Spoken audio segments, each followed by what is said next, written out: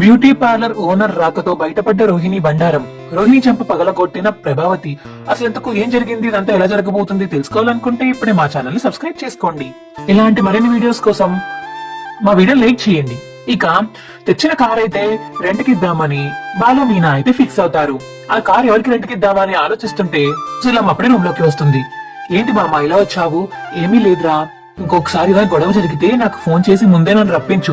వీళ్ళ మధ్య ఇంత దూరం పెరిగేదాకా నువ్వు ఆగకు, సరేనా అని సుశీలమ్మ చెప్తుంది బాలుతోటి. ఆ సరే బామ్మ, ముందుగా నిన్నే పిలుస్తాను, ఇంకెవరిని పిలవను, సరేనా అని బాలు చెప్తే, ఇక సరే నన్ను చెప్పా కాబట్టి నేను నమ్మి నేను వెళ్తున్నాను, సరే నేను దింపే అని చెప్పేసి ఇక సుశీలమ్మ అంటుంటే సరే పదా అని ఇక బాలు అయితే బయటికి వెళ్తాడు.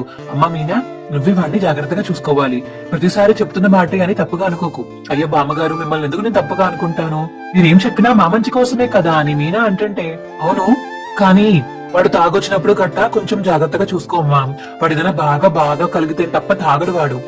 ఒకసారి వాడికి బుద్ధి వచ్చింది కదా, అందుకని బాగా బాధ వస్తే గాని తాగడు వాడు, అలా రాకుండా చూసుకోమ్మా, నువ్వే వాడిని జాగ్రత్తగా చూసుకో. నేను కూడా వాడికి చెప్పాను, నేను జాగ్రత్తగా చూసుకోమన్నాను, నీకోసమే ఆరాట పడుతున్నాడు వాడు కూడా, మొగుడు పిల్లామంటే నీకులాగే ఉండాలి అని సుశీల ఇక మీనాతో అంటుంటే, అయ్యో బామ్మగారు సరే మీరు జాగ్రత్తగా వెళ్ళండి అని మీనా అండంతో అక్కడి నుంచి వెళ్ళిపోతుంది సుశీల.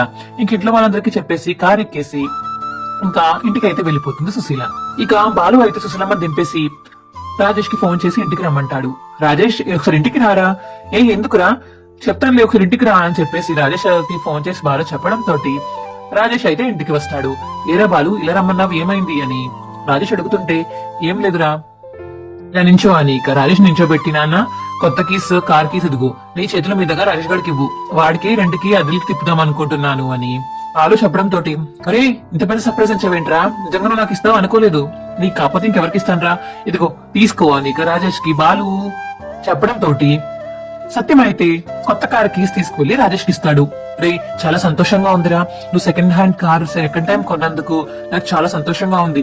ఇలాగే నువ్వు ఇంకా కార్లు కొని రెంట్లకు తిప్పుకుని 200 కార్లు కొని షాపులకు ఇచ్చి నువ్వు పెద్ద బిజినెస్ మ్యాన్ అవ్వాలి అని రాజేష్ అంటే, బిజినెస్ మ్యాన్ అవ్వడం అంటే ఏదో ఆషామాషి అనుకుంటున్నారా, అది ఒక లెవెల్, దానికంటూ మనిషి హోదా ఉండాలి అని చెప్పేసి ఇక మనోజ్ అంటే, అవునా ఇన్ని రోజులు నాకు తెలియలేదే, అంటే మీరు మంచి హోదాతనంలో ఉన్నారా, నా నగలు ఎత్తుకెళ్లి దొబ్బేస్తే వచ్చిన సొమ్ముతో మీరు పెట్టారా, అలా ఉండాలా, అయ్యయ్యో మరి మా ఆయనకి తెలియకుండా పాపం మంచిగా కష్టపడి సంపాదించిన డబ్బులతో కొనుక్కుంటున్నారు అని ఇక మీనా అంటుంటే, ఏంటి ఆ మాటలు అని ప్రభావతి అంటుంది.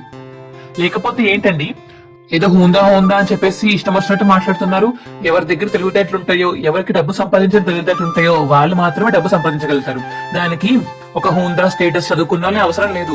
బోల్డ్ మంది చదువు లేని వాళ్ళు బోల్డ్ బిజినెస్ పెట్టి సంపాదించిన వాళ్ళు బోల్డ్ మంది ఉన్నారు. మీకు ఎగ్జాంపుల్ గా నేను బోల్డ్ మంది చూపిస్తాను కావాలంటే మీకు అని మీనా అంటుంది.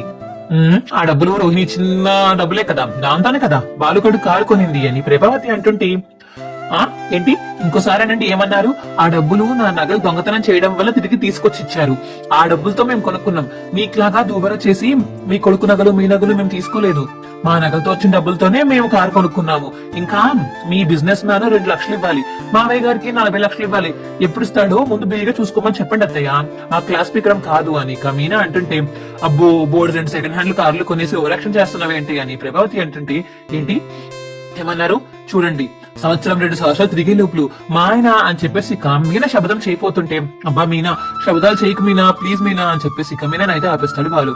చూసావా మీ ఆయనకి శబ్దం చేయడం కూడా పిరికే, అందుకనే ఇప్పటికే ఇంకా 2 శబ్దాలు ఉన్నాయి మీనా, ఇంకా 3వ శబ్దం ఎందుకులే అని రోహిణి అంటుంది.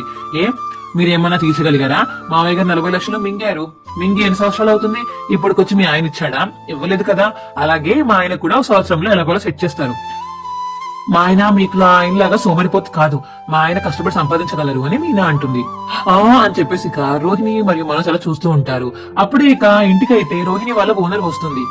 ఎవరివిడా, ఈవిడెవరు, రోహిణి ఎవరివిడా అని చెప్పేసి ప్రభావతి అడుగుతుంటే, అత్తయ్య నా క్లయింట్ అత్తయ్య అని చెప్పేసి రోహిణి అంటుంది. ఏంటమ్మా రోహిణి క్లయింట్ అంటున్నావు, నేను నా పార్లర్ లో పనిచేసే అమ్మాయివి కదా అని చెప్పేసి పార్లర్ ఓనర్ అంటుంటే, ఏంటి పార్లర్ లో పని చేస్తుందా అని ప్రభావతి అంటుంది గట్టిగా.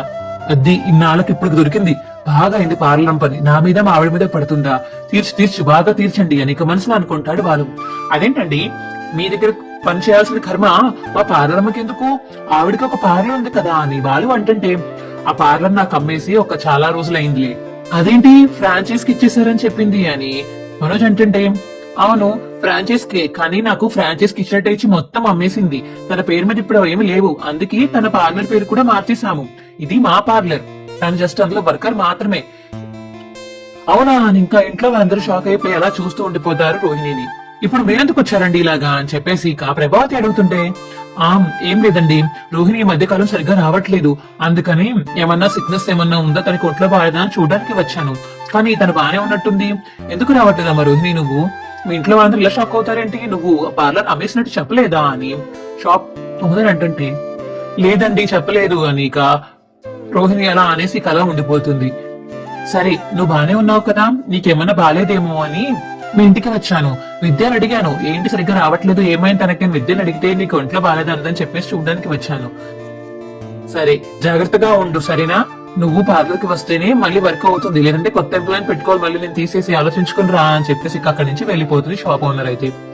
ఏంటి రోహిణి, ఏంటి ఆవిడ మాట్లాడేది ఏంటి అంటే, నువ్వు ఫ్రాంచైజ్ కి ఇచ్చేసావంటే నేను ఇంకా జస్ట్ పెద్ద కంపెనీకి మాత్రమే ఇచ్చావనుకున్నాను, కానీ అమ్మేసావా?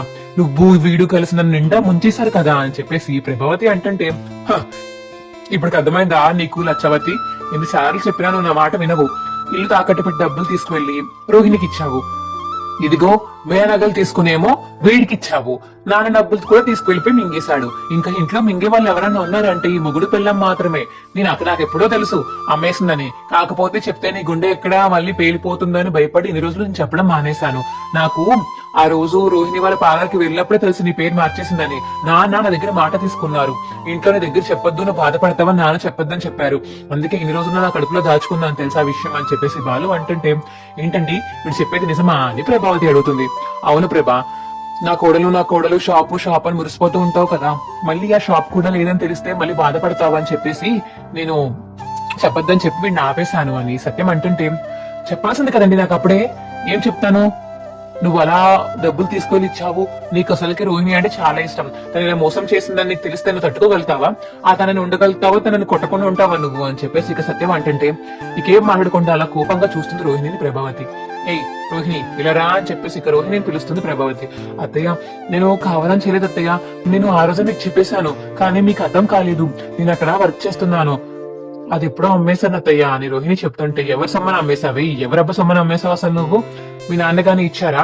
అయినా అమ్మేయాల్సినంత అవసరం నీకేమొచ్చింది? మీ నాన్న డబ్బున్న వాళ్ళే కదా, మొన్నటిదాకా షోరూమ్ కి డబ్బులు ఇచ్చారు కదా, ఇంకెందుకు అని చెప్పేసి ఇక ప్రభావతి కట్టికడికి అడుగుతుంటే, లేదత్తయ్య అది అని చెప్పేసి తెరపడుతుంది రోహిణి. చెప్పవే అని చెప్పేసి ఇక రోహిణి చేత పగలు కొడుతుంది ప్రభావతి. ఏ ప్రభా, కొడల మీద చేయి చేసుకోకు, నువ్వు ఎందుకలా చేయి చేసుకుంటున్నావు అని సత్యం ఆపిస్తాడు కొట్టేసాక ఇంకోసారి కొట్టకుండా. కొట్టాలో చంపాలా అండి? మీ అందరితో మాటలు తిని మీ అందరితో మాటలు పడి అంత కష్టపడి దీన్ని డబ్బులు ఇస్తే అమ్మేస్తుందా? కనీసం నాకు ఒక చిన్న మాట కూడా చెప్పకుండా అసలు ఎలా అలా అమ్మేస్తుంది? కనీసం పేరు మార్చాలని చెప్పింది, అప్పుడే నాకు చాలా కోపం వచ్చింది, కానీ ఊరుకున్నాను. ఇప్పుడు మాత్రం మొత్తానికి షాప్ అమ్మేసిందంటే ఇక నేను దీన్ని ఏం చేయాలండి? అయినా వీళ్ళ నాన్న డబ్బు నాయన కదా, దీనికి షాప్ అమ్మాల్సిన పని ఏముంది? అంటే మీ నాన్న మలేషియాలో నిజంగా డబ్బులు సంపాదించారా అని చెప్పేసి ఇక ప్రభావతి అడుగుతుంటే, అయ్యో లేదత్తయ్య, డబ్బులు సంపాదించకపోతే మనోజ్ కి మా నాన్న డబ్బులు ఎక్కడి నుంచి తెచ్చిస్తారనుకున్నారు అని రోహిణి అంటుంది. అవి కల్పన ఇచ్చిన డబ్బులు అని మనసులో అనుకుంటాడు మనోజ్. అది నిజమే కదా ప్రభా, తన ఏదో ముఖ్యమైన అవసరం ఏంటి అమ్మేసి ఉంటుంది, ఎందుకు అలా తను టార్చర్ చేస్తా, వదిలే ఇంకా అని చెప్పేసి సత్యం అంటాడు. వదిలేదే లేదండి, ఆ డబ్బులు అసలు ఏం చేసిందో కనుక్కోవాలి కదా, అలా ఇలా తాకట్టు పెట్టేస్తుంది అని ప్రభావతి అంటుంది. ఇక రోహిణి ఏమో భయపడిపోయి అలా ఉండిపోతుంది. ఇంక ఇంట్లో వాళ్ళందరూ షాక్ అయిపోయేలా చూస్తూ ఉండిపోతారు. మా వీడియో మీకు ఎలా అనిపించిందో కింద కామెంట్ సెక్షన్ లో తెలియచేయండి. మా వీడియో కనుక నచ్చితే మా వీడియో లైక్ చేసి తప్పకుండా మా ఛానల్ సబ్స్క్రైబ్ చేసుకోండి. పక్కనే ఉన్న గంట సింబల్ మీద క్లిక్ చేయండి, అప్పుడే మేము చేసే వీడియోలు మీకు రోజు వస్తాయి. Bye friends.